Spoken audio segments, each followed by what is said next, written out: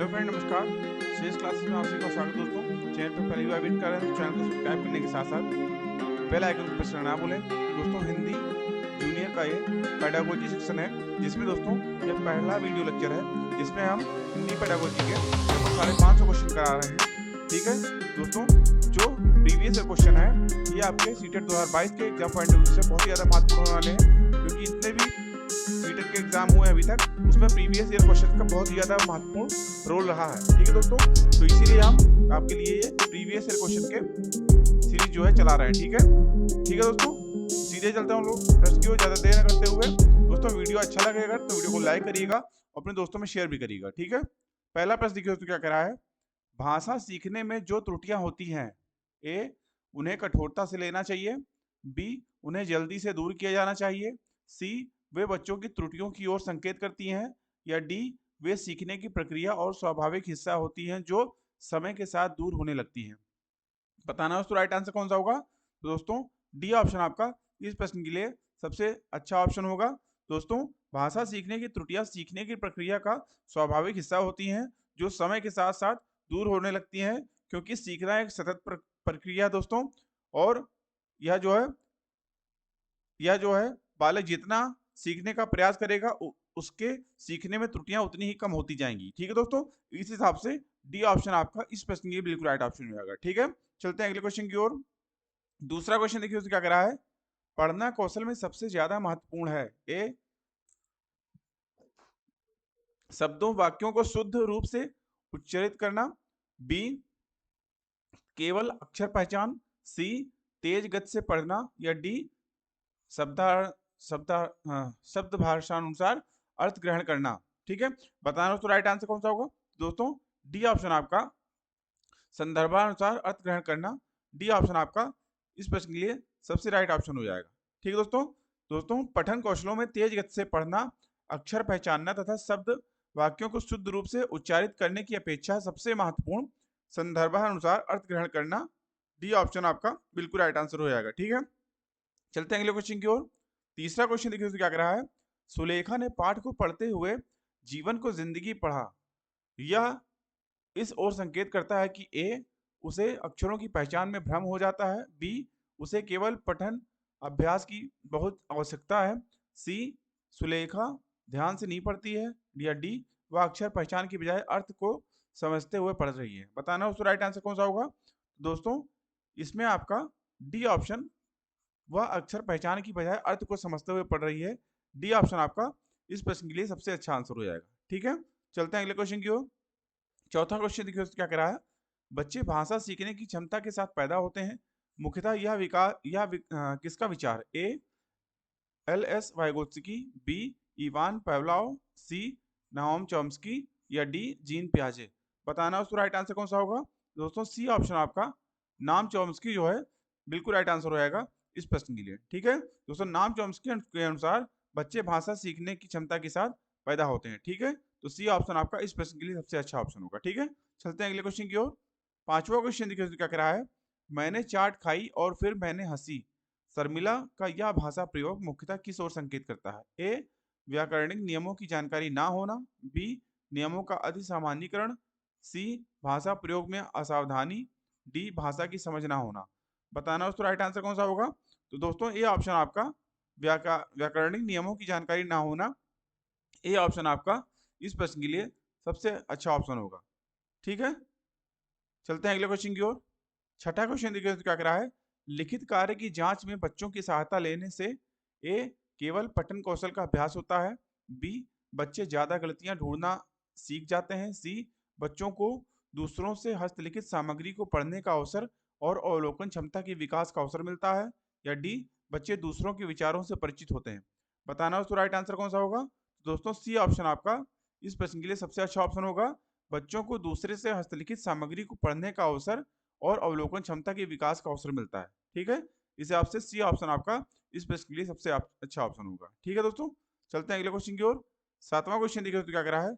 लोकगीतों को भाषा की कक्षाओं में स्थान दिया जाना चाहिए, क्योंकि ए लोकगीतों को बढ़ावा देना भाषा शिक्षण का मुख्य उद्देश्य है, बी लोकगीत गाए जा सकते हैं, सी केवल लोकगीतों के माध्यम से पारंपरिक मूल्यों की शिक्षा दी जा सकती है, या डी इससे बच्चे सांस्कृतिकगत विशेषताओं से परिचित होते हैं। बताना उसका राइट आंसर कौन सा होगा।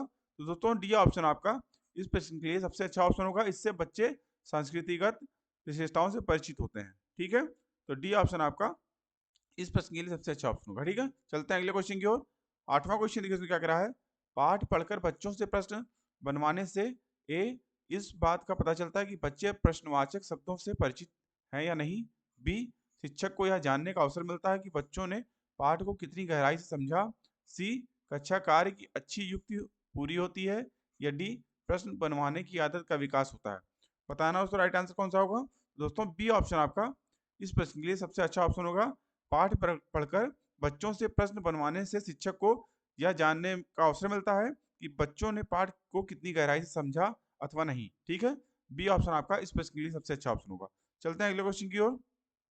9th क्वेश्चन देखिए तो क्या कह रहा है, किसी भाषा कक्षा में कहानी कथन की आवश्यकता के संदर्भ में कौन सा तर्क उचित नहीं है। ए सभी बच्चों को भाषा सुनने का परिवेश मिलता है, बी सभी बच्चों की क्षमता को ध्यान में रखते हुए यह उचित नहीं है, सी बच्चों को शब्द भंडार के विकास के अवसर प्राप्त होती है, या डी सभी बच्चों की क्षमता अनुसार कल्पना शक्ति का विकास होता है। बताना उसको राइट आंसर कौन सा होगा।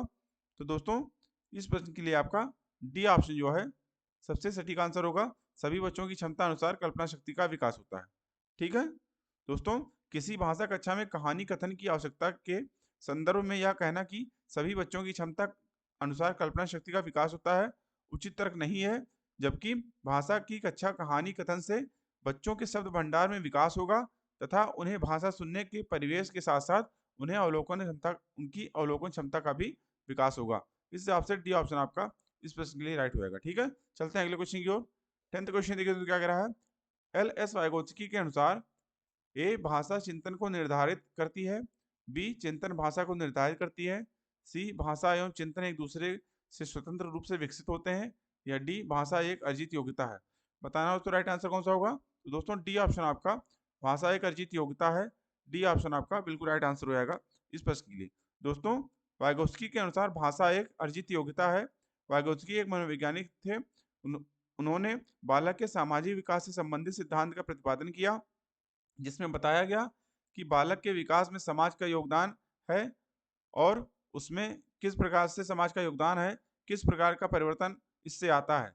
वे कहते थे कि भाषा शिक्षण के संदर्भ में केवल भाषाई शुद्धता पर ही अधिक बल रहता है, सही नहीं है, जबकि भाषा अर्जन और भाषा अधिगम में अंतर होता है, क्योंकि भाषा अर्जन से आशय यह है कि हमने क्या सीखा और भाषा अधिगम से तात्पर्य यह है कि हम क्या सीख रहे हैं। हमारा भाषा परिवेश जितना संबद्ध और विस्तृत होगा उतना ही हमें भाषा सीखने में सरलता होगी। ठीक है, तो इस हिसाब से डी ऑप्शन आपका इस प्रश्न के लिए सबसे अच्छा ऑप्शन होगा। ठीक है, चलते हैं अगले क्वेश्चन की ओर। 11वां क्वेश्चन देखिए तो क्या कह रहा है, भाषा शिक्षण के संदर्भ में कौन सा कथन सही नहीं है। ए भाषा अर्जन और भाषा अधिगम में अंतर होता है, बी भाषा शिक्षण में केवल भाषाई शुद्धता पर ही अधिक बल रहता है, सी भाषा सीखने में अन्य विषयों को अध्यापन सहायक होता है, या डी समृद्ध भाषा परिवेश भाषा अर्जित करने में सहायक होता है। बताना उसको राइट आंसर कौन सा होगा। तो दोस्तों बी ऑप्शन आपका भाषा शिक्षण में केवल भाषाई शुद्धता पर ही अधिक बल रहता है, बी ऑप्शन आपका इस प्रश्न के लिए सबसे अच्छा ऑप्शन होगा। ठीक है, चलते हैं अगले क्वेश्चन की ओर।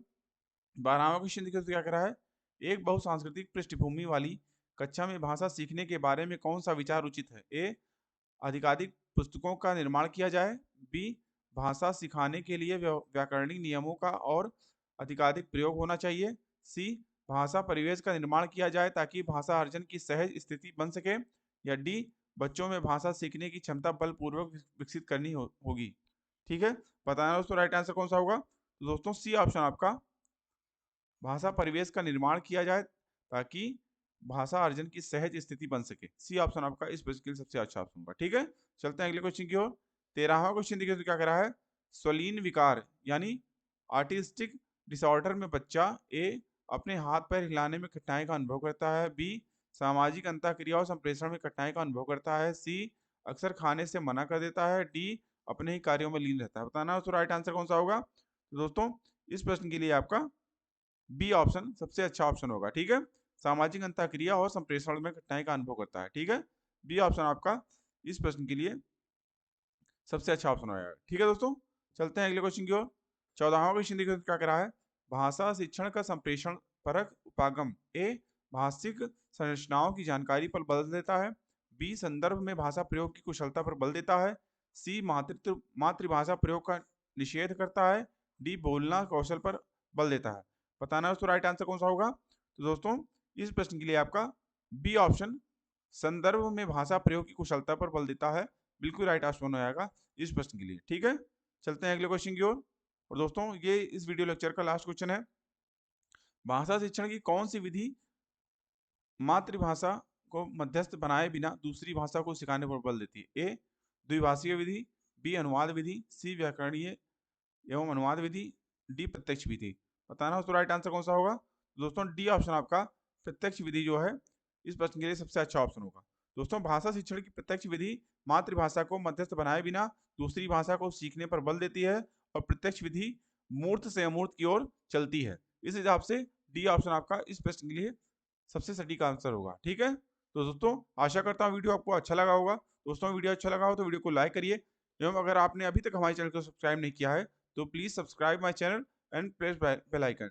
दोस्तों आज की वीडियो को देखने के लिए आप सभी का बहुत बहुत धन्यवाद। मिलते हैं हम लोग दोस्तों नेक्स्ट वीडियो में, तब तक के लिए थैंक यू, जय हिंद।